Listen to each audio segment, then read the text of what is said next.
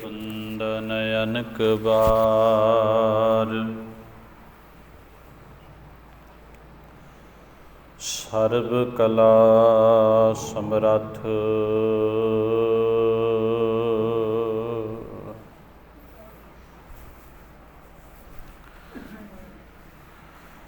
Dolan ते राखो प्रभु।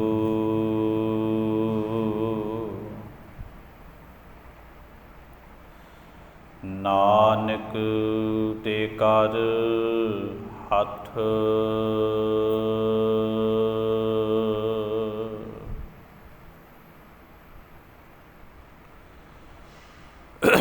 जे मुहाका घर मोहै। घर में पितरी ते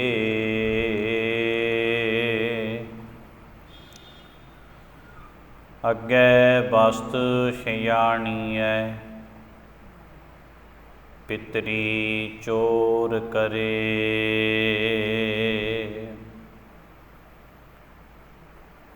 बड़ियह हथ दलाल के। मुसफी एह करे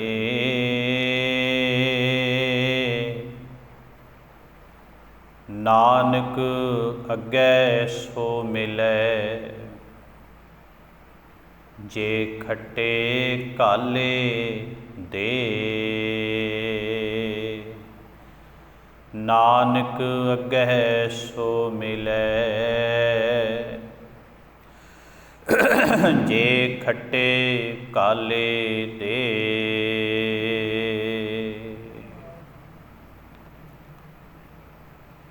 परम सन्मान ते सत्कारयोग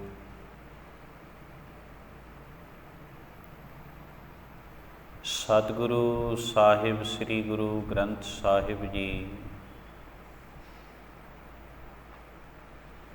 जिन्हां दी पावन पवित्र हजूरी अंदर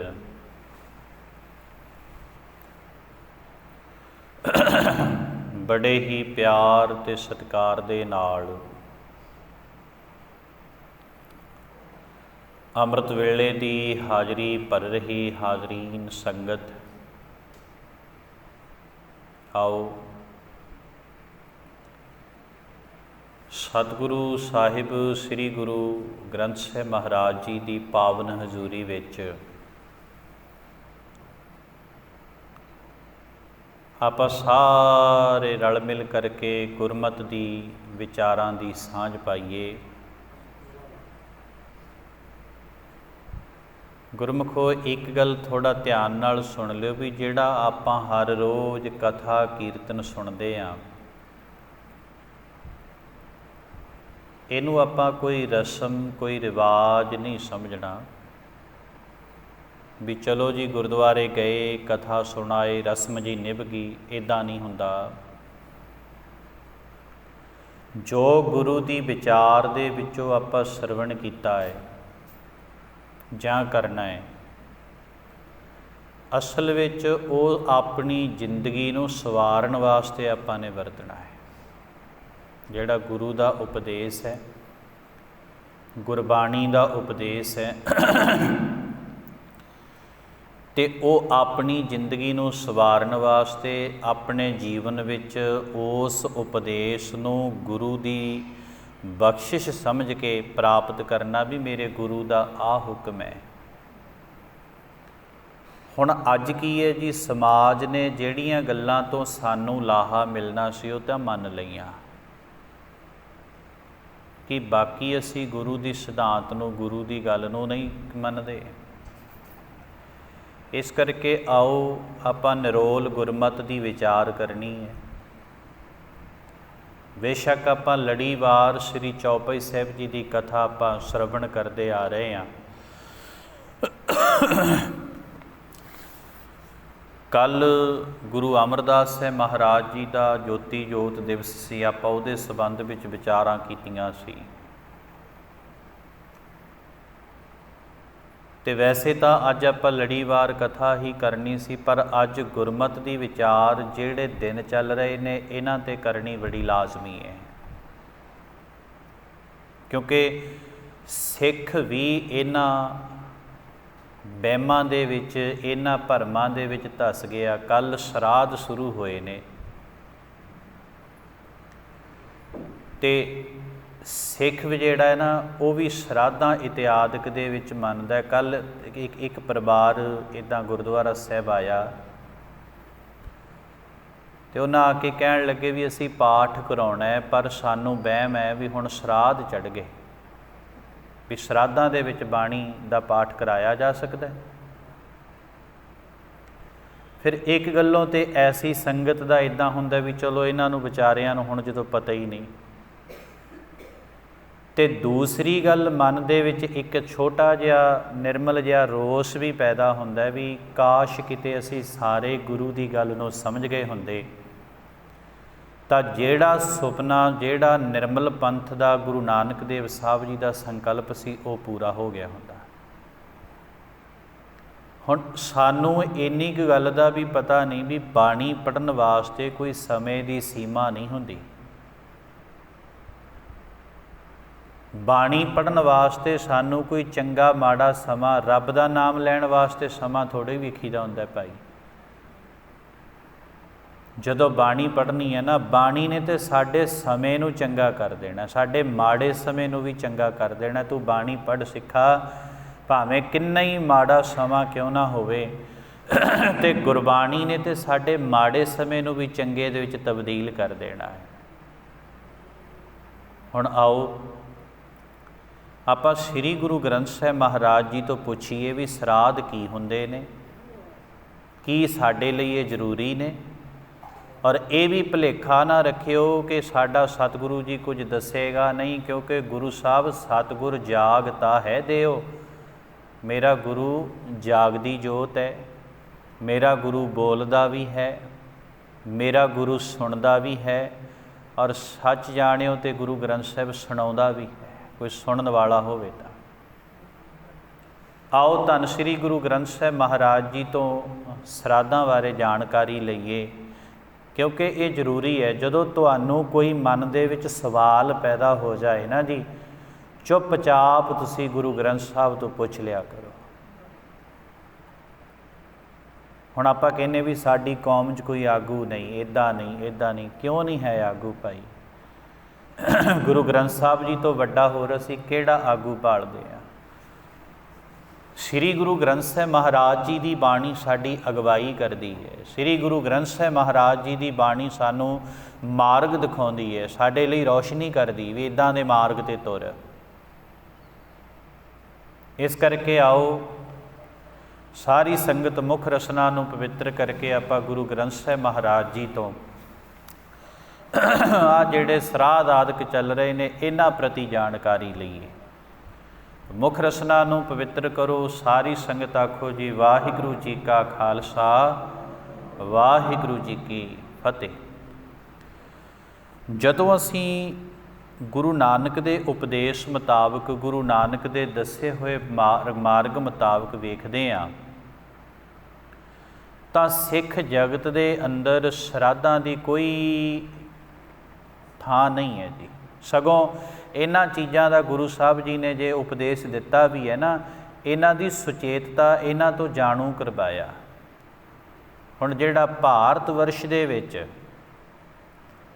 ਅਗਰ ਇਹ ਸਰਾਧਾਂ ਦੀ ਪ੍ਰਥਾ ਕਿਤੋਂ ਨਾ ਕਿਤੋਂ ਚੱਲੀ ਹੈ ਨਾ, ਜਿੱਥੋਂ ਵੀ ਚਲੋ ਚੱਲੀ ਹੈ, ਗਰੜ ਪੁਰਾਣ ਦੇ ਵਿੱਚ ਇਹਨਾਂ ਦਾ ਜ਼ਿਕਰ ਮਿਲਦਾ ਹੈ ਜੀ, ਗਰੜ ਪੁਰਾਣ ਵਿੱਚ,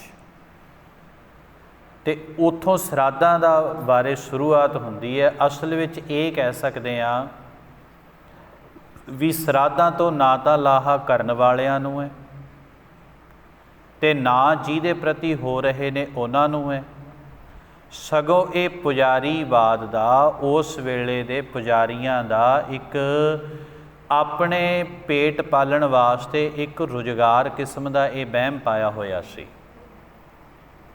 ਨਹੀਂ ਤਾਂ ਬੱਚਾ ਵੀ ਇਹ ਗੱਲ ਜਾਣਦਾ ਜੀ, ਧਿਆਨ ਦਿਓ, ਨਹੀਂ ਤਾਂ ਬੱਚਾ ਵੀ ਇਹ ਗੱਲ ਜਾਣਦਾ ਹੈ ਵੀ ਕਿਸੇ ਦੀ ਖਾਧੀ ਹੋਈ ਰੋਟੀ, ਕਿਸੇ ਦਾ ਖਾਧਾ ਹੋਇਆ ਭੋਜਨ ਦੂਜੇ ਕਿਸੇ ਤੱਕ ਕਿਵੇਂ ਜਾਵੇਗਾ। ਔਰ एक होर सब तो वड्डी उदाहरण लै लो। ਜਦੋਂ ਸਭ ਤੋਂ ਵੱਡੀ ਉਦਾਹਰਣ ਲਵਾਂਗੇ ਤੇ ਉਹਦੇ ਵਿੱਚ ਇਹ ਸੋਚੋ ਵੀ ਅੱਜ ਤੱਕ ਤੁਸੀਂ ਵਰਲਡ ਦੇ ਵਿੱਚ ਕਿਸੇ ਕਿਤਾਬ ਵਿੱਚ ਕਿਸੇ ਵਿਦਵਾਨ ਕਿਸੇ ਆਲਮ ਕੋਲੋਂ ਸੁਣਿਆ ਵੀ ਆਤਮਾ ਕੱਪੜੇ ਪਹਿਨਦੀ ਹੋਵੇ, ਜਾਂ ਆਤਮਾ ਨੂੰ ਬਰਤਨਾਂ ਦੀ ਲੋੜ ਹੋਵੇ, ਜਾਂ ਆਤਮਾ ਨੂੰ ਜੋੜਿਆਂ ਦੀ ਲੋੜ ਹੋਵੇ, ਜੁੱਤੀਆਂ ਦੀ ਲੋੜ ਹੋਵੇ, ਆਤਮਾ ਨੂੰ ਚੰਗੇ ਵਸਤਰਾਂ ਦੀ ਲੋੜ ਹੋਵੇ? ਨਹੀਂ। ਇਹ ਜਿਹੜੇ ਪਦਾਰਥ ਨੇ ਨਾ ਜੀ, ਭਾਵੇਂ ਉਹ ਭੋਜਨ ਹੈ, ਭਾਵੇਂ ਉਹ ਕੱਪੜੇ ਨੇ, ਭਾਵੇਂ ਕੋਈ ਜੁੱਤੀ ਆਦਿਕ ਨੇ, ਜੋ ਵੀ ਇਹ ਪਦਾਰਥ ਨੇ ਇਹ ਤਨ ਨਾਲ ਸੰਬੰਧਿਤ ਨੇ ਔਰ ਇਹਨਾਂ ਚੀਜ਼ਾਂ ਦੀ ਜ਼ਰੂਰਤ ਤਨ ਨੂੰ ਹੈ। ਤੇ ਤੁਸੀਂ ਇਹ ਚੀਜ਼ਾਂ ਦੇ ਸਰਾਧ ਕਰਕੇ ਕਿਹੜੇ ਤਨ ਨੂੰ ਦੇ ਰਹੇ ਹੋ? ਹਾਲਾਂਕਿ ਵੀ ਜਿਹਨਾਂ ਨੂੰ ਤੁਸੀਂ ਆਪਣੇ ਪਿੱਤਰ ਸਮਝਦੇ ਉਹਨਾਂ ਕੋਲ ਤਨ ਤੇ ਹੈ ਹੀ ਨਹੀਂ, ਉਹ ਤੇ ਆਤਮਾ ਨੇ। ਹੁਣ ਗਰੜ ਪੁਰਾਣ ਦੇ ਵਿੱਚ ਲਿਖਿਆ ਹੋਇਆ, ਧਿਆਨ ਨਾਲ ਸੁਣਿਓ, ਕਿ ਜਿਹੜੇ ਸਾਡੇ ਪੁਰਖੇ, ਮਤਲਬ ਸਾਡੇ ਵੱਡੇ ਕਹਿ ਲਓ, ਦਾਦਾ ਦਾਦੀ, ਕਈਆਂ ਦੇ ਮਾਤਾ ਪਿਤਾ, ਉਹ ਜਦੋਂ ਸਰੀਰ ਛੱਡ ਜਾਂਦੇ ਨੇ, ਆਪਣੀ ਭਾਸ਼ਾ 'ਚ ਕਹਿ ਲਓ ਵੀ ਮਰ ਜਾਂਦੇ ਨੇ, ਵੀ ਉਹਨਾਂ ਦੀ ਜਿਹੜੀ ਆਤਮਾ ਹੈ ਉਹ ਅੱਗੇ ਪਿਤਰ ਲੋਕ ਵਿੱਚ ਚਲੀ ਜਾਂਦੀ ਹੈ। ਅਤੇ 13 ਮਹੀਨਿਆਂ ਤੱਕ ਪਿਤਰ ਦੇ ਜਿਹੜੇ ਦਰਵਾਜ਼ੇ ਨੇ ਉਹ ਫਿਰ ਬੰਦ ਰਹਿੰਦੇ ਨੇ। ਤੇ 13 ਮਹੀਨਿਆਂ ਤੱਕ ਫਿਰ ਪਿਤਰ ਦੇ ਜਿਹੜੇ ਪਿਤਰ ਲੋਕ ਦੇ ਜਿਹੜੇ ਦਰਵਾਜ਼ੇ ਨੇ ਉਹ ਬੰਦ ਰਹਿੰਦੇ ਨੇ। ਵੀ ਉਸ ਤੋਂ ਪਹਿਲਾਂ 13 ਮਹੀਨਿਆਂ ਤੋਂ ਪਹਿਲਾਂ ਆਪਣੇ ਪਿਤਰਾਂ ਵਾਸਤੇ ਤੁਸੀਂ ਕੋਈ ਸਰਾਧ ਨਾਂ 'ਤੇ ਕੋਈ ਕੁਛ ਦਾਨ ਕਰੋ। 13 ਮਹੀਨਿਆਂ ਬਾਅਦ ਪਿਤਰ ਲੋਕ ਦੇ ਦਰਵਾਜ਼ੇ ਖੁੱਲ੍ਹਣਗੇ। ਫਿਰ ਉਸ ਤੋਂ ਬਾਅਦ ਜਿਹਦੇ ਕਰਮ ਹੋਣਗੇ ਜਾਂ ਕੋਈ ਕਿੱਦਾਂ ਦਾ ਵੀ ਲੇਖਾ ਜੋਖਾ ਹੋਵੇਗਾ, ਕਈ ਜਿਹੜੇ ਨੇ ਉਹ ਸਵਰਗ ਵਿੱਚ ਚਲੇ ਜਾਣਗੇ, ਕਈ ਜਿਹੜੇ ਨੇ ਨਰਕ ਵਿੱਚ ਚਲੇ ਜਾਣਗੇ। ਕਈ ਵਾਰੀ ਤਾਂ ਇਹਨਾਂ ਗੱਲਾਂ 'ਤੇ ਹਾਸਾ ਜਿਹਾ ਆਉਂਦਾ, ਅੱਜ ਪੜ੍ਹੇ ਲਿਖੇ ਜ਼ਮਾਨੇ ਵਿੱਚ ਵੀ ਇੱਦਾਂ ਵੀ ਕੁਛ ਹੁੰਦਾ। ਔਰ ਕਹਿੰਦੇ ਵੀ 13 ਮਹੀਨਿਆਂ ਬਾਅਦ ਫਿਰ ਕਈ ਜਿਹੜੇ ਨੇ ਉਹ ਨਰਕ ਵਾਲੇ ਪਾਸੇ ਜਾਣਗੇ, ਕਈ ਸਵਰਗ ਵਾਲੇ ਪਾਸੇ ਜਾਣਗੇ। ਔਰ ਉਸ ਤੋਂ ਪਹਿਲਾਂ ਜਿਹੜੇ ਪਿੱਤਰ ਨੇ ਨਾ, ਉਹਨਾਂ ਵਾਸਤੇ ਕੁਝ ਨਾ ਕੁਝ ਤੁਸੀਂ ਜਿਹੜਾ ਹੈਗਾ ਉਹ ਸ਼ਰਾਧ ਦੇ ਰੂਪ ਵਿੱਚ ਤੁਸੀਂ ਕਰੋ। ਹੁਣ ਗੁਰੂ ਨਾਨਕ ਦੇਵ ਸਾਹਿਬ ਮਹਾਰਾਜ ਜੀ ਦਾ ਇਸ ਬਾਰੇ ਕੀ ਵਿਚਾਰ ਹੈ? ਸੁਣੋ। ਇਹ ਨਹੀਂ ਹੈ ਵੀ ਆਪਾਂ ਕਿਸੇ ਧਰਮ ਦੀ ਵਿਰੋਧਤਾ ਨਹੀਂ ਹੈ, ਜੋ ਗੁਰੂ ਸਾਹਿਬ ਕਹਿੰਦੇ ਨੇ ਸਿਰਫ ਆਪਾਂ ਨਿਰੋਲ ਵਿਚਾਰ ਕਰ ਰਹੇ ਹਾਂ। ਧਿਆਨ ਨਾਲ ਸੁਣਿਓ। ਆਸਾ ਜੀ ਦੀ ਵਾਰ ਦੇ ਵਿੱਚ 17ਵਾਂ ਸ਼ਲੋਕ ਆਉਂਦਾ ਹੈ। ਵੈਸੇ ਤਾਂ ਆਪਾਂ ਆਸਾ ਜੀ ਦੀ ਵਾਰ ਹਰ ਰੋਜ਼ ਸੁਣਦੇ ਹਾਂ ਜੀ, ਸੱਚਖੰਡ ਸ੍ਰੀ ਹਰਿਮੰਦਰ ਸਾਹਿਬ ਤੋਂ ਵੀ ਬਹੁਤ ਸਾਰੀ ਸੰਗਤ ਸੁਣਦੀ ਆ। ਚਲੋ ਕਈ ਗੁਰਮੁਖ ਪਿਆਰੇ ਪਾਠ ਵੀ ਕਰਦੇ ਹੋਣਗੇ, ਪਰ ਇੱਕ ਗੱਲ ਯਾਦ ਰੱਖਿਓ ਜੀ, ਜਿਹਨੇ ਆਸਾ ਜੀ ਦੀ ਵਾਰ ਨੂੰ ਕਮਾ ਲਿਆ ਨਾ ਜ਼ਿੰਦਗੀ 'ਚ, ਉਹ ਕਦੇ ਕਿਸੇ ਪ੍ਰਕਾਰ ਦਾ ਵਹਿਮ ਨਹੀਂ ਕਰੇਗਾ। 17ਵਾਂ ਸ਼ਲੋਕ ਆਉਂਦਾ ਆਸਾ ਜੀ ਦੀ ਵਾਰ ਦੇ ਵਿੱਚ। ਇੱਕ ਵਾਰੀ ਨਾ ਗੁਰੂ ਨਾਨਕ ਦੇਵ ਸਾਹਿਬ ਲਾਹੌਰ ਚਲੇ ਜਾਂਦੇ ਨੇ ਜੀ। 2 ਘਟਨਾਵਾਂ ਆਉਂਦੀਆਂ ਸਾਹਮਣੇ, ਧਿਆਨ ਨਾਲ ਸੁਣਿਓ। ਜਦੋਂ ਲਾਹੌਰ ਚਲੇ ਜਾਂਦੇ ਨੇ, ਉੱਥੇ ਇੱਕ ਸੇਠ ਦਾ ਘਰ ਹੈ, ਦੁਨੀ ਚੰਦ ਦਾ। ਤੇ ਦੁਨੀ ਚੰਦ ਦੇ ਘਰ ਵਿੱਚ ਬੜਾ ਇਕੱਠ ਹੈ, ਬੜਾ ਉਹਨੇ, ਕਿਉਂਕਿ ਚਲੋ ਤਗੜਾ ਸੀ, ਕਈ ਵਾਰੀ ਚਲੋ ਕੋਈ ਛੋਟੇ ਮੋਟੇ ਢੰਗ ਨਾਲ ਸ਼ਰਾਧ ਕਰ ਦਿੰਦੇ ਨੇ, ਜਿਹਦੇ ਕੋਲ 4 ਛਿੱਲੜ ਮਾਇਆ ਦੇ ਹੁਣ ਵੱਡੇ ਢੰਗ ਨਾਲ ਕਰ ਦਿੰਦਾ ਹੈ। ਤੇ ਦੁਨੀ ਚੰਦ ਦੇ ਘਰ ਵਿੱਚ ਇਕੱਠ ਹੈ। ਤੇ ਗੁਰੂ ਨਾਨਕ ਦੇਵ ਸਾਹਿਬ ਭਾਈ ਮਰਦਾਨੇ ਨੂੰ ਕਹਿਣ ਲੱਗੇ, ਮਰਦਾਨਿਆਂ ਪਤਾ ਕਰ ਇਕੱਠ ਕਿਸ ਚੀਜ਼ ਦਾ? ਹਾਲਾਂਕਿ ਵੀ ਗੁਰੂ ਸਾਹਿਬ ਨੂੰ ਪਤਾ ਸੀ ਸਾਰਾ। ਅੱਗੇ ਜਦੋਂ ਗਏ ਭਾਈ ਮਰਦਾਨਾ ਜੀ ਕਹਿਣ ਲੱਗੇ, ਪਾਤਸ਼ਾਹ ਕੁਝ ਸਮਾਂ ਪਹਿਲਾਂ ਇਸ ਸੇਠ ਦਾ ਪਿਤਾ ਚਲਾਣੇ ਕਰ ਗਿਆ ਸੀ ਔਰ ਉਹ ਆਪਣੇ ਪਿਤਾ ਦੀ ਯਾਦ ਵਿੱਚ ਸ਼ਰਾਧ ਕਰ ਰਿਹਾ ਹੈ। ਹੁਣ ਇੱਥੇ ਥੋੜ੍ਹਾ ਜਿਹਾ ਧਿਆਨ ਦਿਓ ਭਾਈ, ਆਪਾਂ ਦੂਜਿਆਂ ਨੂੰ ਕੀ ਕਵਾਂਗੇ, ਸਾਡੇ ਵਾਲਿਆਂ ਵਿੱਚ ਤੇ ਆਪ ਇਹੋ ਮਨਮੱਤ ਚੱਲਦੀ ਆ। ਆਪਾਂ ਵੀ ਕਹਿੰਦੇ ਆ ਵੀ ਹੁਣ ਪੌਣੇ ਸਾਲ ਵਾਲਾ ਪਾਠ ਕਰਾ ਦਿਓ, ਬਸ ਇੱਕ ਤਰੀਕਾ ਹੀ ਬਦਲਿਆ, ਫਰਕ ਕੋਈ ਨਹੀਂ। ਮਾफ़ ਕਰਿਓ ਜੀ, ਜਦੋਂ ਆਪਾਂ ਕੋਈ ਗੁਰਮਤਿ ਦੀ ਵਿਚਾਰ ਕਰਨੀ ਹੈ, ਗੁਰੂ ਦੀ ਗੱਲ ਸੁਣਾਉਣੀ ਹੈ ਨਾ, ਉਦੋਂ ਆਪਣੇ ਬਗਾਨੇ ਦਾ ਲਿਹਾਜ਼ ਨਹੀਂ ਕਰੀਦਾ। ਅਸਲ ਵਿੱਚ ਸਾਡੇ ਵਾਲੇ ਭਾਈਚਾਰੇ ਪਾਠੀ ਸਿੰਘਾਂ ਨੇ ਵੀ ਕਦੇ ਕਿਸੇ ਨੂੰ ਇਹ ਨਹੀਂ ਕਿਹਾ ਹੋਣਾ ਵੀ ਭਾਈ ਆਹ ਬਰਸੀ ਦਾ ਪਾਠ ਕਰਾਉਣਾ ਗੁਰਮਤਿ ਦੇ ਉਲਟ ਹੈ। ਇਹਦਾ ਮਤਲਬ ਸਾਫ਼ ਹੈ ਵੀ ਜਿਹੜੀ ਪਹਿਲੇ ਸਾਲ ਤੁਸੀਂ ਅਰਦਾਸ ਕੀਤੀ ਹੈ, ਉਸ ਅਰਦਾਸ ਉਹ ਪੂਰੀ ਨਹੀਂ ਹੋਈ। ਕਿਉਂਕਿ ਪਹਿਲੇ ਸਾਲ ਆਪਾਂ ਅੰਤਿਮ ਅਰਦਾਸ ਵਿੱਚ ਕਿਹਾ ਸੀ ਵੀ ਹੇ ਸੱਚੇ ਪਾਤਸ਼ਾਹ, ਹੇ ਅਕਾਲ ਪੁਰਖ, ਵਿਛੜੀ ਆਤਮਾ ਨੂੰ ਆਪਣੇ ਚਰਨਾਂ 'ਚ ਨਿਵਾਸ ਬਖਸ਼ੀ। ਇਹਦਾ ਮਤਲਬ ਇਹ ਹੈ ਵੀ ਜਿਹੜੀ ਅਸੀਂ ਪਹਿਲੇ ਸਾਲ ਅੰਤਮ ਅਰਦਾਸ ਸਮਾਗਮ ਕਰਵਾਏ ਨੇ, ਉਹ ਅਰਦਾਸ ਜਾਂ ਤਾਂ ਪੂਰੀ ਨਹੀਂ ਹੋਈ ਅਤੇ ਫਿਰ ਪੌਣੇ ਸਾਲ 'ਤੇ ਆਪਾਂ ਕਹਿੰਦੇ ਹੁਣ ਅਸੀਂ ਬਰਸੀ ਮਨਾਉਣੇ ਆ। ਅਸਲ ਵਿੱਚ ਇਹ ਸਰਾਧ ਹੀ ਇੱਕ ਤਰ੍ਹਾਂ ਦਾ ਜੀ ਪੁਜਾਰੀ ਸਿਸਟਮ ਨੇ ਸਾਡੇ ਵਿੱਚ ਲਿਆ ਕੇ ਇੱਦਾਂ ਜਿਹੜਾ ਇਹ ਖੜਿਆਂ ਕਰ ਦਿੱਤਾ ਵੀ ਸਾਡਾ ਸਿਰਫ ਨਾਂ ਬਦਲ ਗਿਆ। ਹਿੰਦੂ ਵੀਰ ਸਰਾਧ ਕਹਿ ਦਿੰਦੇ ਨੇ ਅਤੇ ਆਪਾਂ ਬਰਸੀ ਕਹਿ ਦਿੰਦੇ ਹਾਂ। ਫਰਕ ਉਹ ਹੋਰ ਕੋਈ ਨਹੀਂ, ਬਸ ਅਸੀਂ ਥੋੜ੍ਹਾ ਜਿਹਾ ਕਿ ਵੀ ਅਸੀਂ ਤੁਹਾਡੇ ਵਾਂਗ ਨਹੀਂ ਮਨਾਉਂਦੇ, ਅਸੀਂ ਇਸ ਤਰੀਕੇ ਨਾਲ ਮਨਾ ਲੈਂਦੇ ਹਾਂ। ਹੈ ਸਰਾਧ ਹੀ ਹੈ ਜੀ, ਇਹ ਗੁਰਮਤਿ ਦੇ ਉਲਟ ਹੈ। ਔਰ ਇੱਕ ਗੱਲ ਤੁਸੀਂ ਹੋਰ ਨੋਟ ਕਰਿਓ ਜੀ, ਇਹ ਕੋਈ ਭਾਵੁਕ ਹੋਣ ਵਾਸਤੇ ਨਹੀਂ, ਇੱਕ ਚਿੰਤਾ ਦਾ ਵਿਸ਼ਾ ਹੈ। ਜਦੋਂ ਕਿਤੇ ਗੁਰੂ ਗ੍ਰੰਥ ਸਾਹਿਬ ਜੀ ਦੀ ਬੇਅਦਬੀ ਹੋ ਜਾਂਦੀ ਹੈ ਅਤੇ ਆਪਣੇ ਸਾਰਿਆਂ ਦੇ ਹਿਰਦੇ ਬਲੂੰਦਰੇ ਜਾਂਦੇ ਨੇ। ਆ ਤਾਜ਼ੀ ਘਟਨਾ ਹੈ, ਅਨੰਦਪੁਰ ਸਾਹਿਬ ਵਿਖੇ ਸ੍ਰੀ ਤਖਤ ਸਾਹਿਬ ਕੇਸਗੜ੍ਹ ਸਾਹਿਬ 'ਤੇ ਬੇਅਦਬੀ ਹੋਈ। ਪੂਰੇ ਸਿੱਖ ਜਗਤ ਦੇ ਨਹੀਂ ਬਲਕਿ ਸਾਰੇ ਸੰਸਾਰ ਦੇ ਹਿਰਦੇ ਬਲੂੰਦਰੇ ਗਏ। ਔਰ ਸਾਡੇ ਵਾਲਾ ਲਾਣਾ ਰੌਲਾ ਪਾਉਂਦਾ ਬੇਅਦਬੀ ਹੋ ਗਈ, ਬੇਅਦਬੀ ਹੋ ਗਈ। ਆ ਜਿਹੜੀ ਬੇਅਦਬੀ ਅਸੀਂ ਕਰ ਰਹੇ ਹਾਂ ਗੁਰਮਤਿ ਦੇ ਉਲਟ ਕੰਮ ਕਰਕੇ, ਕੀ ਉਹਨੂੰ ਆਪਾਂ ਬੇਅਦਬੀ ਨਹੀਂ ਗਿਣਦੇ? ਉਹ ਤਾਂ ਸਾਖਸਾਤ ਹੋ ਗਈ ਸਾਹਮਣੇ। ਚਲੋ ਮਾੜੀ ਗੱਲ ਹੈ ਭਾਈ, ਉਸ ਬੰਦੇ ਦੀ ਬਹੁਤ ਮਾੜਾ ਹੋਇਆ। ਔਰ ਜਿਹੜੀ ਬੇਅਦਬੀ ਅਸੀਂ ਅਣਜਾਣ ਪੁਣੇ ਦੇ ਵਿੱਚ ਕਰ ਰਹੇ ਹਾਂ ਨਾ, ਕੀ ਅਸੀਂ ਉਹਨੂੰ ਬੇਅਦਬੀ ਨਹੀਂ ਸਮਝਦੇ?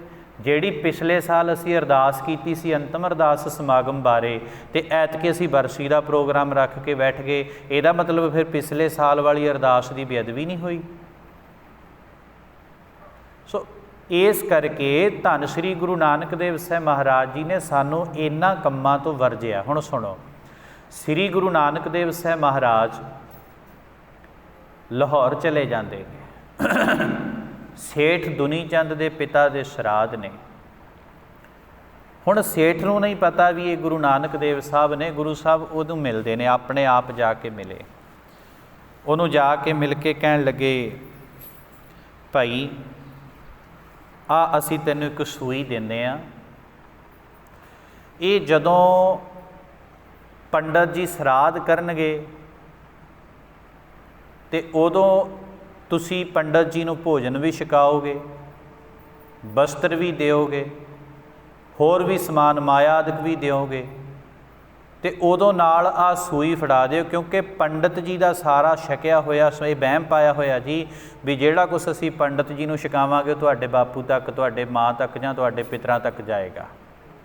ਇਸੇ ਕਰਕੇ ਸਿਖਾਉਂਦੇ ਆ ਨਾ ਸਾਰੇ ਭਾਈ। ਇੱਕ ਕਿਤਾਬ ਦੇ ਵਿੱਚ ਇੱਕ ਲੇਖ ਛਪਿਆ ਹੋਇਆ ਜੀ, ਡਾਕਟਰ ਸੁਖਪ੍ਰੀਤ ਸਿੰਘ ਉਦੋਕੇ ਨੇ ਛਾਪਿਆ, ਤੁਸੀਂ ਪੜ੍ਹ ਸਕਦੇ ਹੋ। ਡਾਕਟਰ ਸੁਖਪ੍ਰੀਤ ਸਿੰਘ ਉਦੋਕੇ ਬੜੇ ਪ੍ਰਸਿੱਧ ਆਲਮ ਨੇ। ਉਹ ਇੱਕ ਲੜਕੀ ਸੀ ਜੀ, ਚੰਡੀਗੜ੍ਹ ਪੜ੍ਹਦੀ ਸੀ, ਹਿੰਦੂ ਪਰਿਵਾਰ ਦੀ। ਚਲੋ ਉੱਥੇ ਕਈ ਵਾਰੀ ਦੇਖੋ ਆਪਾਂ ਪੜ੍ਹਦੇ ਹਾਂ ਨਾ ਜੀ, ਜਦੋਂ ਕਿਤੇ ਬਾਹਰ ਆਪਾਂ ਰਹਿੰਦੇ ਹਾਂ ਅਤੇ ਬਹੁਤ ਸਾਰੇ ਚੰਗੇ ਬੰਦਿਆਂ ਨਾਲ ਵੀ ਮਿਲਾਪ ਹੁੰਦਾ, ਮਾੜੇ ਬੰਦੇ ਵੀ ਮਿਲ ਜਾਂਦੇ ਨੇ। ਉਸ ਬੱਚੀ ਦਾ ਨਾ ਕਿਤੇ ਡਾਕਟਰ ਸੁਖਪ੍ਰੀਤ ਸਿੰਘ ਉਦੋਕੇ ਨੂੰ ਉਹਨੇ ਪੁੱਛਿਆ, ਕਹਿਣ ਲੱਗੀ, ਭਰਾ ਜੀ, ਵੀਰ ਜੀ, ਮੈਂ ਆਸਾ ਜੀ ਦੀ ਵਾਰ ਬਾਰੇ ਪੁੱਛਣਾ ਚਾਹੁੰਦੀ ਤੁਹਾਡੇ ਕੋਲੋਂ, ਆਸਾ ਜੀ ਦੀ ਵਾਰ ਬਾਰੇ।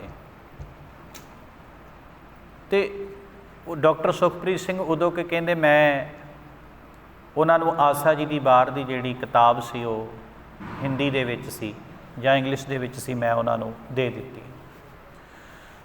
ਅਤੇ ਉਸ ਬੱਚੀ ਨੇ ਆਸਾ ਜੀ ਦੀ ਵਾਰ ਦਾ ਪਾਠ ਪੜ੍ਹਿਆ, ਸਾਡੇ ਵਾਂਗ ਨਹੀਂ, ਉਹਨੂੰ ਵਿਚਾਰਿਆ ਅਤੇ ਉਹਨੂੰ ਆਪਣੀ ਜ਼ਿੰਦਗੀ 'ਚ ਕਮਾਇਆ। ਉਹਨੇ ਆਸਾ ਜੀ ਦੀ ਵਾਰ ਨੂੰ ਪੜ੍ਹਿਆ। ਉਦੋਂ ਥੋੜ੍ਹੇ ਸਮੇਂ ਬਾਅਦ ਉਹ ਬੱਚੀ ਕਹਿੰਦੀ, ਮੇਰੇ ਦਾਦਾ ਜੀ ਦੀ ਮੌਤ ਹੋ ਗਈ। ਔਰ ਕਹਿੰਦੀ ਜਦੋਂ ਮੇਰੇ ਦਾਦਾ ਜੀ ਦੀ ਮੌਤ ਹੋ ਗਈ ਅਤੇ ਸਾਨੂੰ ਘਰ ਬੁਲਾਇਆ। ਉਹ ਕਹਿੰਦੀ ਜਦੋਂ ਮੈਂ ਘਰ ਗਈ ਅਤੇ ਘਰੇ ਜਾ ਕੇ ਕੀ ਵੇਖਿਆ, ਮੇਰੇ ਦਾਦਾ ਜੀ ਦੀ ਡੈੱਡ ਬੋਡੀ ਸੀ ਜਿਹੜੀ ਉਹ ਪਈ ਸੀ, ਮ੍ਰਿਤਕ ਬੋਡੀ ਸੀ। ਅਤੇ ਉਹਦੇ ਡੈੱਡ ਬੋਡੀ ਦੇ ਕੋਲ ਸਿਰ ਵਾਲੇ ਪਾਸੇ ਇੱਕ ਦੀਵਾ ਲਾਇਆ, ਪੰਡਤ ਜੀ ਕੋਲ ਬੈਠੇ। ਹੁਣ ਉਹ ਬੱਚੀ ਆਸਾ ਜੀ ਦੀ ਵਾਰ ਦਾ ਪਾਠ ਵਿਚਾਰ ਚੁੱਕੀ ਸੀ, ਪੜ੍ਹ ਚੁੱਕੀ ਸੀ। ਉਹਨੇ ਸਾਡੇ ਵਾਂਗ ਰੱਟਾ ਲਾ ਕੇ ਨਹੀਂ ਪੜ੍ਹਿਆ ਵੀ ਬਸ ਪੜ੍ਹ ਗਈ, ਸਾਨੂੰ ਲੱਗਦਾ ਵੀ ਬਾਣੀ ਪੜ੍ਹ ਲਈ, ਉਹਨੂੰ ਵਿਚਾਰਿਆ ਸੀ। ਉਹ ਬੱਚੀ ਕਹਿਣ ਲੱਗੀ, ਪੰਡਤ ਜੀ ਨੂੰ ਕਹਿਣ ਲੱਗੀ, ਪੰਡਤ ਜੀ ਆ ਦੀਵਾ ਕਿਉਂ ਬਾਲਿਆ? ਕਿਉਂਕਿ ਉਹ ਸਮਝ ਚੁੱਕੀ ਸੀ ਵੀ ਮਰਨ ਤੋਂ ਬਾਅਦ ਸਰੀਰ ਮਿੱਟੀ ਹੈ, ਇਹਨੇ 5 ਤੱਤਾਂ 'ਚ ਬਲੀਨ ਹੋਣਾ ਹੈ, ਇਹਨੂੰ ਕੋਈ ਫਾਇਦਾ ਨਹੀਂ ਫੁੱਲ ਫਲ ਪਾਉਣ ਦਾ। ਬਸ ਚਲੋ ਠੀਕ ਹੈ, ਸਤਿਕਾਰ ਵਿੱਚ ਅਸੀਂ ਨਵੇਂ ਵਸਤਰ ਪਾ ਲਏ, ਜੇ ਹੁਣ ਉਹਨੂੰ ਮਰਨ ਤੋਂ ਬਾਅਦ ਉਹਦੇ ਮੂੰਹ 'ਚ ਘਿਓ ਪਾਈ ਜਾਵਾਂਗੇ ਉਹਦਾ ਕੋਈ ਫਾਇਦਾ ਹੈ? ਤਾਂ ਉਹ ਅੱਗੋਂ ਪੰਡਤ ਜੀ ਨੇ ਜਵਾਬ ਦਿੱਤਾ, ਕਹਿੰਦੇ ਦੀਵਾ ਤਾਂ ਬਾਲਿਆ ਆਤਮਾ ਨੂੰ ਰਾਹ ਦਿਖਾਉਣ ਵਾਸਤੇ। ਇਹ ਹਕੀਕਤ ਹੈ ਜੀ। ਉਹ ਬੱਚੀ ਅਜੇ ਤੱਕ ਜਿਉਂਦੀ, ਅੱਜ ਕੱਲ੍ਹ ਟੋਰਾਂਟੋ ਯੂਨੀਵਰਸਿਟੀ ਦੇ ਵਿੱਚ ਪ੍ਰੋਫੈਸਰ ਹੈ ਉਹ ਕਹਿੰਦੀ ਆਤਮਾ ਨੂੰ ਰਾਹ ਦਿਖਾਉਣ ਵਾਸਤੇ ਫਿਰ ਇੰਨੇ ਕੁ ਦੀਵੇ ਦੀ ਕੀ ਜ਼ਰੂਰਤ ਹੈ? ਅੱਜ ਕੱਲ੍ਹ ਤਾਂ ਬੜੇ ਵੱਡੇ ਸਾਧਨ ਹੋ ਗਏ ਨੇ, ਫਿਰ ਆਪਾਂ ਸਟਰੀਟ ਲਾਈਟ ਲਾਓ, ਵੱਡੀ ਲਾਈਟ ਲਾਓ, ਛੇਤੀ ਦੂਰ ਤੱਕ ਤਾਂ ਦੀਵੇ ਦਾ ਕਿੰਨਾ ਕੁ ਚਾਨਣ ਹੈ। ਕਹਿੰਦੇ ਪੰਡਤ ਜੀ ਥੋੜ੍ਹਾ ਜਿਹਾ ਔਖਾ ਜਿਹਾ ਝਾਕੇ। ਤਾਂ ਹੁੰਦਾ ਹੀ ਹੈ ਭਾਈ, ਜਦੋਂ ਆਪਾਂ ਕਿਸੇ ਦੀ ਸਹੀ ਗੱਲ ਕਿਸੇ ਨੂੰ ਕਹਾਂਗੇ ਨਾ, ਸੱਚ ਸੁਣਨਾ ਤਾਂ ਬਹੁਤ ਔਖਾ ਹੈ। ਚਲੋ ਬੋਲੇ ਕੁਛ ਨਹੀਂ। ਡੈਡ ਬੋਡੀ ਦਾ ਅਗਨ ਜਿਹੜਾ ਭੇਟ ਸੀ ਉਹ ਸੰਸਕਾਰ ਹੋ ਗਿਆ, ਅਗਨ ਭੇਟ ਕਰ ਦਿੱਤਾ ਗਿਆ। ਉਸ ਤੋਂ ਬਾਅਦ ਸਮਾਗਮ ਰੱਖੇ ਗਏ। ਕਹਿੰਦੇ ਉਸ ਤੋਂ ਬਾਅਦ ਕੀ ਹੋਇਆ ਨਾ, ਉਹ ਕਹਿੰਦੇ ਵੀ ਜੋ ਕੁਛ ਛਕਾਇਆ ਜਾਏਗਾ ਨਾ ਪੰਡਤ ਜੀ ਨੂੰ, ਮਾफ़ ਕਰਿਓ ਜੀ ਇਹ ਗੱਲ ਹੁਣ ਕੋਈ ਇਹ ਨਾ ਕਵੇ ਵੀ ਸ਼ਾਇਦ ਕੋਈ ਪੰਡਤ ਜੀ ਨੂੰ ਬਦਨਾਮ ਕਰੇ, ਸਾਡੇ ਵਾਲਿਆਂ ਵਿੱਚ ਵੀ ਇਹੀ ਘਾਟ ਹੈ ਜੀ। ਪਾਠੀ ਸਿੰਘ ਨੂੰ ਕਹਿ ਲਓ, ਭਾਈ ਜੀ ਨੂੰ ਕਹਿ ਲਓ, ਕੋਈ ਕਿਸੇ ਧਰਮ ਦੀ ਆਲੋਚਨਾ ਨਾ ਸਮਝ ਲਿਓ ਜੀ। ਵੀ ਜੋ ਕੁਛ ਤੁਸੀਂ ਛਕਾਓਗੇ ਉਹ ਤੁਹਾਡੇ ਪਿੱਤਰਾਂ ਤੱਕ, ਤੁਹਾਡੇ ਮਰਿਆਂ ਹੋਇਆਂ ਤੱਕ ਜਾਏਗਾ। ਤਾਂ ਕਹਿੰਦੇ ਜੀ ਉਹ ਹੁਣ ਪੰਡਤ ਜੀ ਦੀ ਬੜੀ ਸੇਵਾ ਕਰਨ, ਕਿਧਰੇ ਮਿੱਠਾ, ਕਿਧਰੇ ਖੀਰ ਬਣਾਉਣ, ਕਿਧਰੇ ਕਿੱਦਾਂ ਹੁੰਦਾ ਹੀ ਹੈ। ਚਲੋ ਵੇਖੋ ਜੀ, ਇਹ ਗੱਲ ਨਾ ਤੁਸੀਂ ਧਿਆਨ ਨਾਲ ਸੁਣਿਓ। ਕੋਈ ਵੀ ਹੈ, ਜੇ ਚਲੋ ਤੁਸੀਂ ਕਿਸੇ ਗੁਰਦੁਆਰੇ ਦੇ ਗ੍ਰੰਥੀ ਸਿੰਘ ਨੂੰ ਜਾਂ ਕਿਸੇ ਮੰਦਿਰ ਦੇ ਪੁਜਾਰੀ ਨੂੰ ਪ੍ਰਸ਼ਾਦਾ ਛਕਾਉਂਦੇ ਹੋ, ਉਹ ਗੱਲ ਵੱਖਰੀ ਹੈ ਵੀ ਇੱਕ ਧਾਰਮਿਕ ਪੁਰਸ਼ ਹੋਣ ਦੇ ਨਾਂ 'ਤੇ ਚੰਗਾ ਪ੍ਰਸ਼ਾਦਾ ਛਕਾ ਦਿਓ, ਮਾੜੀ ਗੱਲ ਨਹੀਂ। ਪਰ ਕਿਸੇ ਵਹਿਮ ਵਿੱਚ, ਕਿਸੇ ਕਰਮ ਕਾਂਡ ਦੇ ਵਿੱਚ ਆ ਕੇ ਕਹਿਣਾ ਵੀ ਜੇ ਅਸੀਂ ਇਹਨਾਂ ਨੂੰ ਪ੍ਰਸ਼ਾਦਾ ਛਕਾਵਾਂਗੇ ਸਾਡੇ ਪਿੱਤਰਾਂ ਤੱਕ ਜਾਏਗਾ, ਉਹ ਵਹਿਮ ਨਹੀਂ ਕਰਨਾ, ਨਹੀਂ ਜਾਏਗਾ ਕਿਸੇ ਤੱਕ। ਇਹ ਭੁਲੇਖੇ ਪਾਏ ਹੋਏ ਨੇ ਅਨਪੜ੍ਹ ਜਨਤਾ ਨੂੰ। ਕਹਿੰਦੇ ਜੀ ਉਹ ਪੰਡਤ ਜੀ ਵੀ ਕਹਿ ਦਿਆ ਕਰਨ, ਹਾਂ ਭਾਈ ਚੰਗਾ ਛਕਾਓ, ਤੁਹਾਡੇ ਦਾਦੇ ਨੂੰ ਸਹਾਈ ਹੋਵੇਗਾ। ਅੱਜ ਕੱਲ੍ਹ ਵੀ ਆਪਾਂ ਕਹਿ ਦਿੰਦੇ ਨੇ ਵੀ ਭਾਈ ਪਾਠੀ ਦੀ ਸੇਵਾ ਕਰੋ, ਤੁਹਾਡੇ ਬਜ਼ੁਰਗਾਂ ਨੂੰ ਸਹਾਈ ਹੋਵੇਗਾ। ਨਹੀਂ, ਇਹ ਭੁਲੇਖੇ ਨੇ। ਤਾਂ ਕਹਿੰਦੇ ਜੀ ਉਹ ਹੁਣ ਪੰਡਤ ਜੀ ਛਕਿਆ ਕਰਨ, ਕਦੇ ਗੁਲਾਬ ਜਾਮਣ, ਕਦੇ ਖੀਰ, ਕਦੇ ਕਿਵੇਂ। ਇੱਕ ਦਿਨ ਬੱਚੀ ਬੈਠੀ ਦਵਾਈ ਵਾਲੀ ਕਿੱਟ ਲੈ ਆਈ। ਪੰਡਤ ਜੀ ਤਾਜ਼ੀ ਖੀਰ ਛਕ ਕੇ ਹਟੇ ਅਤੇ ਬੱਚੀ ਦਵਾਈ ਲਿਆਈ। ਜਦੋਂ ਪ੍ਰਸ਼ਾਦਾ ਪਾਣੀ ਛਕ ਕੇ ਹੱਥ ਧਵਾ ਤੇ ਕਹਿਣ ਲੱਗੀ, ਪੰਡਤ ਜੀ ਆਹ ਟੀਕਾ ਲਾਉਣਾ ਤੁਹਾਡੇ, ਇੰਜੈਕਸ਼ਨ ਲਾਉਣਾ। ਉਹ ਕਹਿੰਦਾ ਕਿਉਂ? ਕਹਿੰਦੀ ਜੋ ਤੁਸੀਂ ਛਕਿਆ ਸਾਰਾ ਕੁਝ ਇਹ ਸਾਡੇ ਬਾਪੂ ਤੱਕ ਪਹੁੰਚ ਗਿਆ। ਉਹ ਕਹਿੰਦੇ ਹਾਂ ਕੋਈ ਸ਼ੱਕ ਨਹੀਂ। ਅਤੇ ਮੇਰੇ ਬਾਪੂ ਜੀ ਦੀ ਮੌਤ ਤਾਂ ਕਹਿੰਦੀ ਸ਼ੂਗਰ ਨਾਲ ਹੋਈ ਹੈ, ਤੁਸੀਂ ਤਾਂ ਮਿੱਠਾ ਇੰਨਾ ਖਾ ਕੇ ਉਹ ਪਰੇਸ਼ਾਨ ਹੋਣਗੇ, ਹੁਣ ਸ਼ੂਗਰ ਦਾ ਇੰਜੈਕਸ਼ਨ ਵੀ ਲਵਾਓ। ਅਤੇ ਉਹ ਬੱਚੀ ਦੱਸਿਆ, ਕਹਿਣ ਲੱਗੀ ਪੰਡਤ ਜੀ ਉਸ ਦਿਨ ਤੋਂ ਮੁੜ ਕੇ ਸਾਡੇ ਘਰ ਨਹੀਂ ਆਏ। ਸੋ ਇਸ ਤਰ੍ਹਾਂ ਇਹੀ ਕਾਰਨ ਹੈ, ਸਾਨੂੰ ਭੁਲੇਖਾ ਪਾਇਆ ਗਿਆ ਵੀ ਜੋ ਕੁਝ ਤੁਸੀਂ ਪਿੱਤਰਾਂ ਦੀ ਯਾਦ 'ਚ ਸਾਨੂੰ ਦਿਓਗੇ, ਖਵਾਓਗੇ, ਉਹ ਤੁਹਾਡੇ ਪਿੱਤਰਾਂ ਤੱਕ ਪਹੁੰਚੇਗਾ। ਗੁਰੂ ਨਾਨਕ ਦੇਵ ਸਾਹਿਬ ਮਹਾਰਾਜ ਜੀ ਦੁਨੀ ਚੰਦ ਨੂੰ ਨਾ ਇੱਕ ਸੂਈ ਦੇ ਗਏ, ਕਹਿਣ ਲੱਗੇ ਅਸੀਂ ਤੇਰੇ ਬਾਪੂ ਜੀ ਦੇ ਮਿੱਤਰ ਸੀ ਭਾਈ, ਅਤੇ ਆਹ ਸੂਈ ਤੁਸੀਂ ਪੰਡਤ ਜੀ ਨੂੰ ਦੇ ਦਿਓ। ਜਦੋਂ ਤੁਸੀਂ ਉਹਨਾਂ ਨੂੰ ਕੱਪੜੇ ਦਿਓਗੇ, ਪਦਾਰਥ ਦਿਓਗੇ, ਭਾਂਡੇ ਵੀ ਦਿਓਗੇ, ਤਾਂ ਆਹ ਸੂਈ ਵੀ ਦੇ ਦਿਓ। ਇਹ ਤੁਹਾਡੇ ਬਾਪੂ ਜੀ ਕੋਲ ਪਹੁੰਚ ਜਾਏਗੀ, ਅਸੀਂ ਆਪੇ ਅੱਗੇ ਪਿਤਰ ਲੋਕ ਵਿੱਚ ਫੜ ਲਵਾਂਗੇ। ਹੁਣ ਦੁਨੀ ਚੰਦ ਨੇ ਸੂਈ ਫੜੀ, ਪੰਡਤ ਜੀ ਆ ਗਏ, ਪ੍ਰਸ਼ਾਦਾ ਛਕਾਇਆ, ਬੜੀ ਸੇਵਾ ਕੀਤੀ। ਧਨ ਪਦਾਰਥ ਤਗੜਾ ਸੇਠ ਸੀ ਜੀ, ਬਰਤਨ ਵੀ ਦਿੱਤੇ, ਕੱਪੜੇ ਵੀ ਦਿੱਤੇ, ਪੈਰਾਂ 'ਚ ਪਾਉਣ ਵਾਸਤੇ ਜੋੜੇ ਜੁੱਤੀ ਦਾ ਪ੍ਰਬੰਧ ਵੀ ਕੀਤਾ। ਜਦੋਂ ਐਨ ਤੁਰਨ ਲੱਗੇ ਪੰਡਤ ਜੀ ਅਤੇ ਸੇਠ ਜੀ ਕਹਿਣ ਲੱਗੇ ਜੀ ਆ ਮੇਰੇ ਬਾਪੂ ਜੀ ਦੇ ਕੋਈ ਮਿੱਤਰ ਸੀ ਜੀ, ਮਹਾਤਮਾ ਸੀ, ਕੋਈ ਸਾਧੂ ਸੀ, ਉਹਨਾਂ ਨੇ ਆਹ ਸੂਈ ਦਿੱਤੀ ਹੈ ਵੀ ਪੰਡਤ ਜੀ ਨੂੰ ਦੇ ਦਿਓ, ਪਿੱਤਰ ਲੋਕ ਵਿੱਚ ਸੂਈ ਚਲੀ ਜਾਏਗੀ, ਅਸੀਂ ਉੱਥੋਂ ਫੜ ਲਵਾਂਗੇ। ਪੰਡਤ ਦੇ ਤੇ ਪੈਰਾਂ ਥੱਲੋਂ ਜ਼ਮੀਨ ਨਿਕਲ ਗਈ ਵੀ ਆਹ ਸਮਾਨ ਤਾਂ ਮੇਰੇ ਘਰ ਜਾਣਾ ਅਤੇ ਸੂਈ ਮੈਂ ਕਿਵੇਂ ਪਹੁੰਚਾਵਾਂਗਾ। ਅਤੇ ਤੁਹਾਨੂੰ ਪਤਾ ਹੀ ਹੈ ਜੀ, ਜਿਹੜਾ 4 ਅੱਖਰ ਪੜ੍ਹ ਜਾਏ ਨਾ ਫਿਰ ਉਹਦੇ ਕੋਲ ਆਨੇ ਬਹਾਨੇ ਬੜੇ ਆ ਜਾਂਦੇ ਨੇ। ਪੰਡਤ ਜੀ ਕਹਿੰਦੇ ਉੱਥੇ ਭਾਈ ਕੀ ਸੂਈ ਦੀ ਲੋੜ ਹੈ, ਉੱਥੇ ਕਿਹੜਾ ਕੱਪੜੇ ਸਿਉਣੇ ਨੇ, ਉੱਥੇ ਕਿਹੜਾ ਕੱਪੜੇ ਪਾਟਦੇ ਨੇ, ਨਹੀਂ ਰੱਖੋ ਆਪਦੇ ਕੋਲ ਹੀ, ਇਹ ਨਹੀਂ ਜਾਣੀ ਉੱਥੇ। ਹੁਣ ਕਾਰਨ ਕੀ ਹੋਇਆ ਜੀ, ਕਈ ਵਾਰੀ ਬੰਦਾ ਅੰਧ ਵਿਸ਼ਵਾਸ ਕਾਰਨ ਇੰਨਾ ਕੁ ਅੰਧ ਵਿਸ਼ਵਾਸ ਵਿੱਚ ਗ੍ਰਸ ਜਾਂਦਾ, ਉਹਨੂੰ ਲੱਗਦਾ ਵੀ ਜੋ ਮੈਂ ਕਰ ਰਿਹਾ ਉਹ ਠੀਕ ਹੀ ਹੋ ਰਿਹਾ। ਹੁਣ ਜਿਹੜਾ ਸੇਠ ਸੀ ਨਾ, ਉਹਦੇ ਮਨ ਵਿੱਚ ਇੱਕ ਗੱਲੋਂ ਤਾਂ ਖੁਸ਼ੀ ਹੈ ਵੀ ਮੇਰੇ ਬਾਪੂ ਤੱਕ ਸਾਰਾ ਕੁਝ ਪਹੁੰਚ ਗਿਆ, ਦੂਜੇ ਗੱਲੋਂ ਦੇ ਮਨ ਵਿੱਚ ਉਦਾਸੀ ਆ ਗਈ ਵੀ ਇੱਕ ਮਹਾਤਮਾ ਨੇ, ਸੰਤਾਂ ਨੇ ਸੂਈ ਫੜਾਈ ਸੀ, ਉਹ ਰਹਿ ਗਈ, ਤੇ ਹੁਣ ਕੀ ਕਰੀਏ। ਉਦਾਸੀ ਦੇਖ ਕੇ ਉਹਦੇ ਘਰ ਵਾਲੀ ਬੀਬੀ ਕਹਿਣ ਲੱਗੀ, ਜੀ ਸਾਰਾ ਕਾਰਜ ਵਧੀਆ ਹੋ ਗਿਆ, ਰੱਬ ਨੇ ਆਪ ਸਾਰਾ ਕੁਝ ਵਧੀਆ ਕਰਵਾਤਾ, ਪੰਡਤ ਜੀ ਖੁਸ਼ ਹੋ ਕੇ ਗਏ ਨੇ, ਤੇ ਤੁਸੀਂ ਉਦਾਸ ਕਿਉਂ ਹੋ। ਤੇ ਸੇਠ ਦੁਨੀ ਚੰਦ ਪਤਾ ਕੀ ਕਹਿੰਦਾ, ਕਹਿੰਦਾ ਵੀ ਮੈਂ ਉਦਾਸ ਤਾਂ ਇਸ ਕਰਕੇ ਆ ਵੀ ਬਾਪੂ ਜੀ ਦੇ ਕੋਈ ਮਿੱਤਰ ਸੀ, ਸਾਧੂ ਸੀ ਕੋਈ, ਆਹ ਸੂਈ ਫੜਾ ਕੇ ਗਏ ਸੀ ਵੀ ਭਾਈ ਤੁਹਾਡੇ ਬਾਪੂ ਜੀ ਤੱਕ ਪਹੁੰਚਾ ਦਿਓ ਪਿੱਤਰ ਲੋਕ 'ਚ, ਅਸੀਂ ਫੜ ਲਵਾਂਗੇ। ਹੁਣ ਕਾਰਨ ਇਹ ਵੀ ਹੈ ਸੂਈ ਪੰਡਤ ਜੀ ਲੈ ਕੇ ਨਹੀਂ ਗਏ, ਤੇ ਹੁਣ ਕੀ ਕਰੀਏ।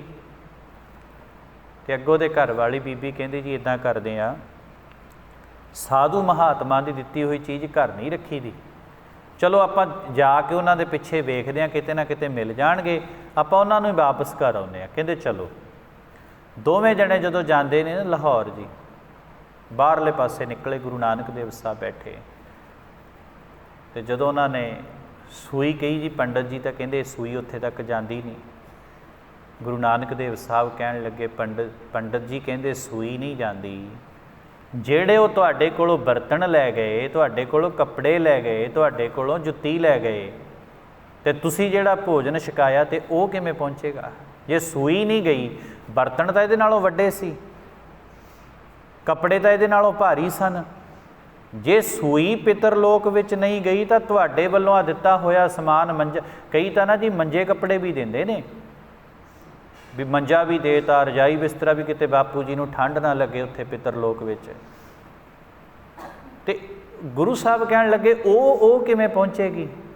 ਫਿਰ ਗੁਰੂ ਨਾਨਕ ਦੇਵ ਸਾਹਿਬ ਨੇ ਸਮਝਾਇਆ, ਉੱਥੇ ਇੱਕ ਸ਼ਲੋਕ ਉਚਾਰਨ ਕੀਤਾ, 17ਵਾਂ ਸ਼ਲੋਕ ਹੈ ਆਸਾ ਜੀ ਦੀ ਵਾਰ ਦਾ। ਪਾਤਸ਼ਾਹ ਕਹਿੰਦੇ, ਜੇ ਮੁਹਾਕਾ ਘਰ ਮੋਹੈ, ਘਰ ਮਹਿ ਪਿਤਰੀ ਦੇ। ਕਹਿੰਦੇ ਹੁਣ ਜਿਹੜਾ ਚੋਰ ਹੈ, ਚੋਰ ਦਾ ਕੰਮ ਹੈ ਚੋਰੀ ਕਰਨਾ, ਸਭ ਦੇ ਆਪਣੇ ਆਪਣੇ ਬਿਜ਼ਨਸ ਨੇ ਜੀ, ਚੋਰ ਦਾ ਕੰਮ ਹੈ ਚੋਰੀ ਕਰਨਾ। ਹੁਣ ਚੋਰ ਦੇ ਘਰ ਵੀ ਮਾਂ ਪਿਓ ਹੈਗੇ ਆ, ਉਹਨੇ ਚੋਰੀ ਕਰਕੇ ਧਨ ਕਮਾਇਆ ਹੈ, ਤੇ ਅੱਗੋਂ ਕਹਿੰਦੇ ਚੋਰ ਦੇ ਮਾਂ ਪਿਓ ਜੇ ਕੋਈ ਉਹਦਾ ਮਾਤਾ ਜਾਂ ਉਹਦੀ ਪਿਤਾ ਚਲਾਣਾ ਕਰ ਜੇ, ਤੇ ਚੋਰ ਵੀ ਸਰਾਧ ਕਰੇਗਾ, ਤੇ ਸਮਾਨ ਉਹਨੇ ਚੋਰੀ ਦਾ ਲਿਆਂਦਾ ਹੈ। ਹੁਣ ਜਿਹੜਾ ਚੋਰ ਹੈ ਭਾਈ, ਉਹ ਤਾਂ ਚੋਰੀ ਦੇ ਪੈਸਿਆਂ ਨਾਲ ਹੀ ਸਰਾਧ ਕਰੇਗਾ ਨਾ, ਉਹ ਤਾਂ ਇਹ ਨਹੀਂ ਪਤਾ ਵੀ ਚੋਰੀ ਦਾ ਹੀ ਸਮਾਨ ਹੈ ਜਿਹਦੇ ਨਾਲ ਉਹਨੇ ਸਰਾਧ ਕਰਨਾ ਹੈ। ਗੁਰੂ ਨਾਨਕ ਦੇਵ ਸਾਹਿਬ ਕਹਿੰਦੇ ਨੇ ਵੀ ਉਹ ਜਿਹੜਾ ਚੋਰ ਹੈ, ਉਹਨੇ ਚੋਰੀ ਦੇ ਪੈਸਿਆਂ ਦੇ ਨਾਲ ਸਰਾਧ ਕੀਤਾ, ਚੋਰੀ ਦੀਆਂ ਵਸਤਾਂ ਪੰਡਤ ਜੀ ਨੂੰ ਦਿੱਤੀਆਂ। ਜੇ ਮੁਹਾਕਾ ਘਰ ਮੋਹੈ, ਘਰ ਮਹਿ ਪਿਤਰੀ ਦੇ, ਅੱਗੇ ਵਸਤ ਸਿਆਣੀ ਹੈ ਪਿਤਰੀ ਚੋਰ ਕਰੇ। ਕਹਿੰਦੇ ਨੇ ਜਿਨ੍ਹਾਂ ਘਰਾਂ ਵਿੱਚੋਂ ਚੋਰ ਚੋਰੀ ਕਰਕੇ ਲੈ ਆਇਆ ਸੀ, ਜੇ ਵਸਤੂਆਂ ਜਾਂਦੀਆਂ ਹੋਣ, ਮਤਲਬ ਜਾਂਦੀਆਂ ਤੇ ਹੈ ਹੀ ਨਹੀਂ। ਗੁਰੂ ਸਾਹਿਬ ਕਹਿੰਦੇ ਚਲੋ ਮੰਨ ਲੈਂਦੇ ਹਾਂ ਵੀ ਜੇ ਪਿੱਤਰਾਂ ਨੂੰ ਦਿੱਤਾ ਹੋਇਆ ਸਮਾਨ ਪਿੱਤਰਾਂ ਤੱਕ ਪਹੁੰਚਦਾ ਹੈ, ਪੁਜਾਰੀ ਨੂੰ ਦਿੱਤਾ ਸਮਾਨ ਪਿੱਤਰਾਂ ਤੱਕ ਪਹੁੰਚਦਾ ਹੈ, ਜਾਂਦਾ ਤੇ ਹੈ ਹੀ ਨਹੀਂ, ਚਲੋ 1 ਮਿੰਟ ਵਾਸਤੇ ਮੰਨ ਲੈਂਦੇ ਹਾਂ ਵੀ ਜਾਂਦਾ ਹੈ। ਫਿਰ ਕਹਿੰਦੇ ਤੁਸੀਂ ਗੱਲ ਸੁਣੋ, ਜੇ ਚੋਰ ਨੇ ਸਰਾਧ ਕੀਤਾ, ਚੋਰੀ ਦਾ ਸਮਾਨ ਉਹਨੇ ਪੁਜਾਰੀ ਨੂੰ ਦਿੱਤਾ, ਤੇ ਅੱਗੋਂ ਜਿਹਦੇ ਘਰਾਂ 'ਚੋਂ ਚੋਰੀਆਂ ਹੋਈਆਂ ਸੀ ਉਹਨਾਂ ਦੇ ਪਿੱਤਰ ਵੀ ਉੱਥੇ ਬੈਠੇ ਨੇ, ਚੋਰ ਦੇ ਪਿੱਤਰ ਵੀ ਉੱਥੇ ਬੈਠੇ ਨੇ, ਫਿਰ ਉਹ ਜਿਹੜੇ ਪਿੱਤਰ ਨੇ ਉਹਨਾਂ ਨੇ ਆਪਣਾ ਸਮਾਨ ਪਛਾਣ ਨਹੀਂ ਲੈਣਾ, ਉਹਨਾਂ ਨੇ ਵੀ ਆ ਤਾਂ ਸਾਡੇ ਘਰੋਂ ਚੋਰੀ ਆਇਆ ਹੋਇਆ ਸੀ।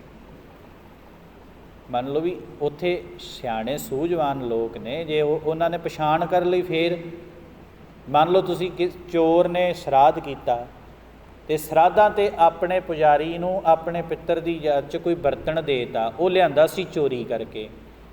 ਹੁਣ ਜਿਹਦੇ ਘਰੋਂ ਚੋਰੀ ਹੋਈ ਸੀ ਉਹਨਾਂ ਦਾ ਪਿੱਤਰ ਵੀ ਉੱਥੇ ਬੈਠਾ ਹੈ, ਤਾਂ ਫਿਰ ਇਹਦਾ ਮਤਲਬ ਉੱਥੇ ਉਹਨਾਂ ਸਿਆਣ ਲੈਣਾ ਕਿ ਆਹ ਵਾਲਾ ਚੋਰੀ ਦਾ ਸਮਾਨ ਹੈ, ਸਾਡੇ ਘਰੋਂ ਚੋਰੀ ਹੋਇਆ ਸੀ, ਉਹ ਤਾਂ ਫਿਰ ਫੜੇ ਜਾਣਗੇ ਉੱਥੇ।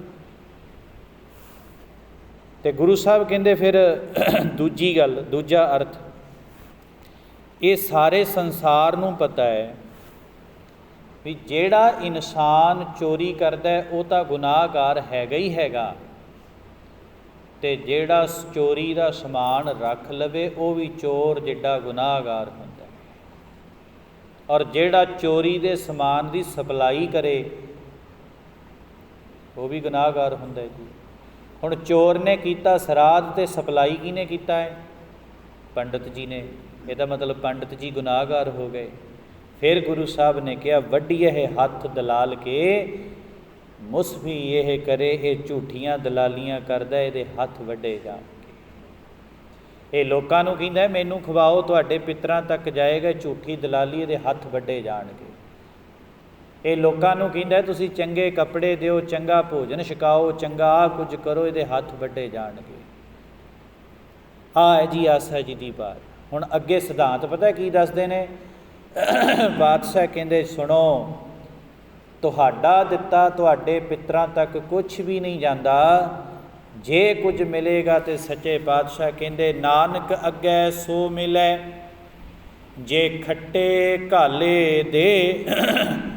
ਜੋ ਮਨੁੱਖ ਖੱਟਦਾ ਹੈ ਕਮਾਉਂਦਾ ਹੈ, ਭਾਵ ਕਿਸੇ ਦਾ ਉਪੜਾਇਆ ਹੋਇਆ ਕੁਝ ਨਹੀਂ ਮਿਲਣਾ।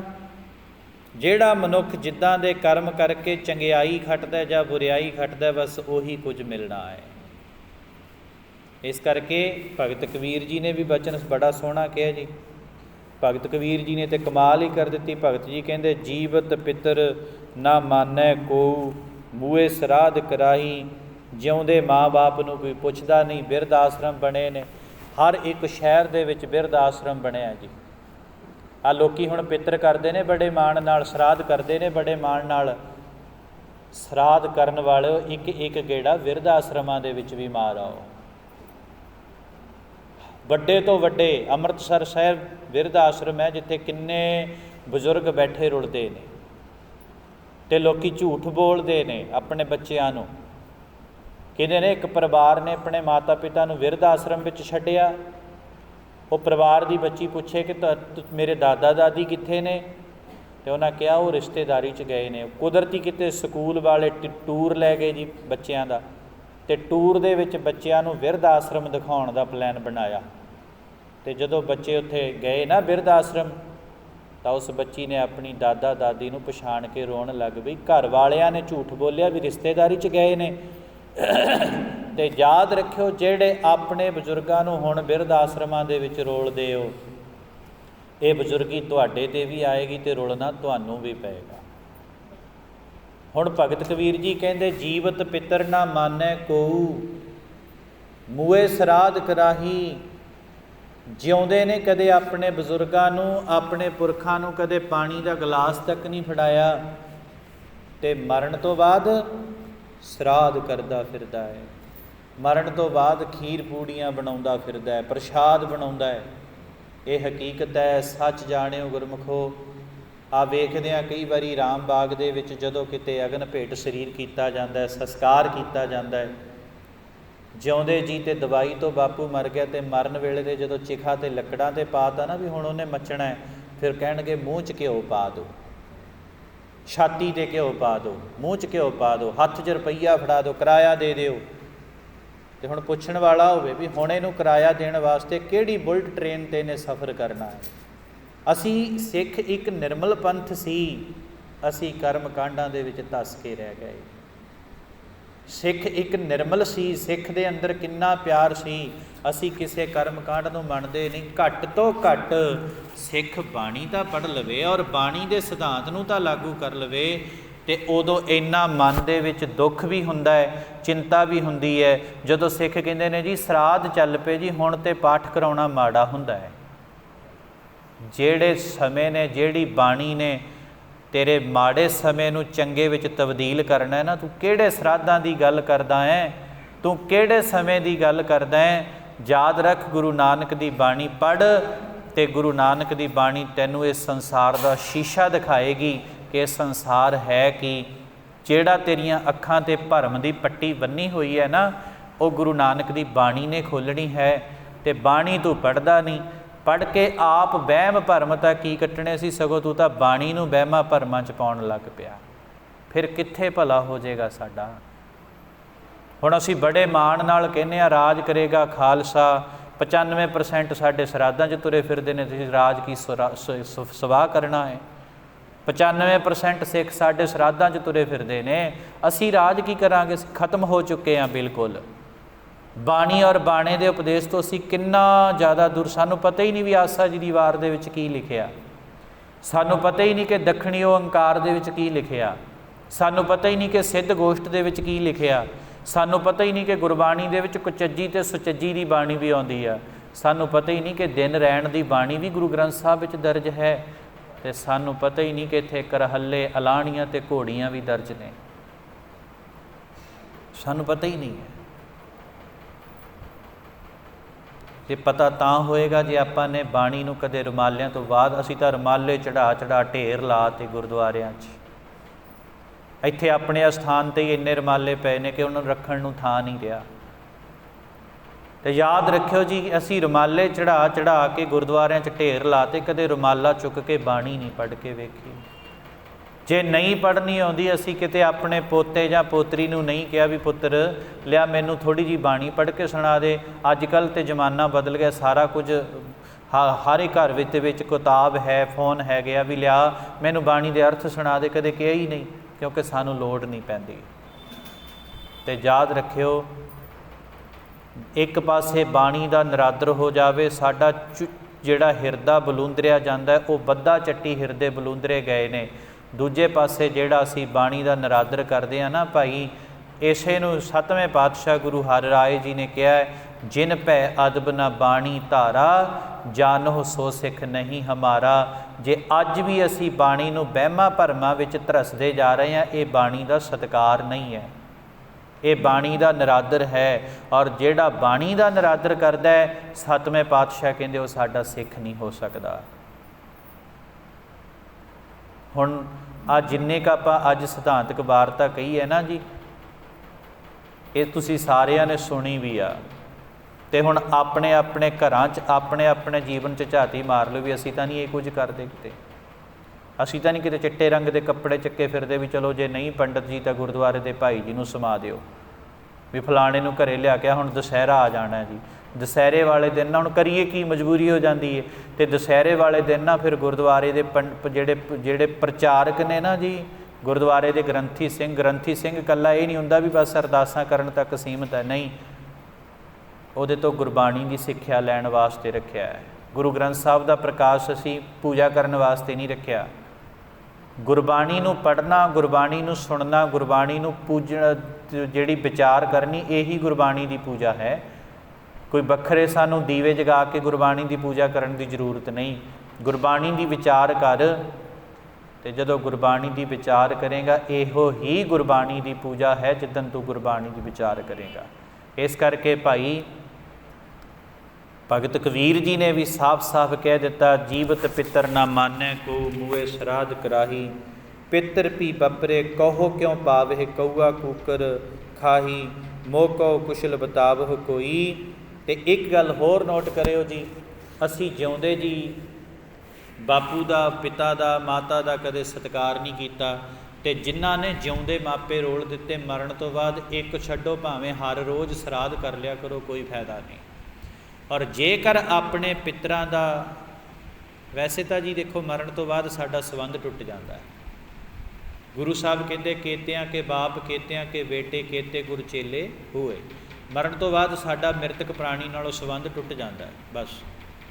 ਲੇਕਿਨ ਫਿਰ ਵੀ ਜੇ ਤੁਸੀਂ ਚਾਹੁੰਦੇ ਹੋ ਤਾਂ ਗੁਰੂ ਗ੍ਰੰਥ ਸਾਹਿਬ ਜੀ ਨੇ ਇੱਕ ਗੱਲ ਕਹੀ ਹੈ ਕਿ ਜਿਸ ਸਿਮਰਤ ਸਭ ਕਿਲਵਿਖ ਨਾਸਹਿ, ਪਿਤਰੀ ਹੋਏ ਉਧਾਰੋ।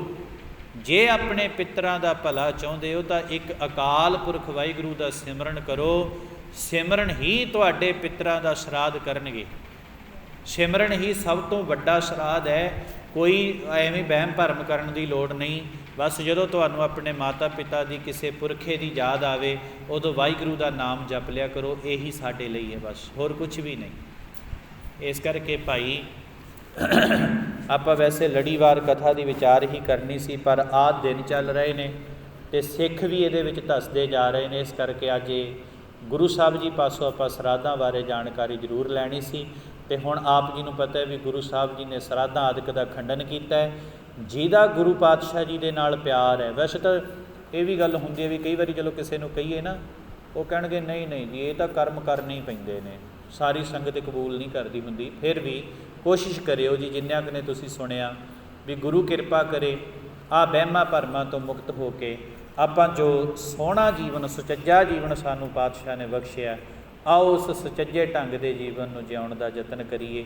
ਗੁਰੂ ਕਿਰਪਾ ਕਰੇ ਜੀ, ਪੜ੍ਹੀ ਸੁਣੀ ਬਾਣੀ ਔਰ ਬਾਣੀ ਦੀ ਵਿਚਾਰ ਆਪਣੇ ਸਾਰਿਆਂ ਦੇ ਹਿਰਦਿਆਂ ਵਿੱਚ ਵਸ ਜਾਏ।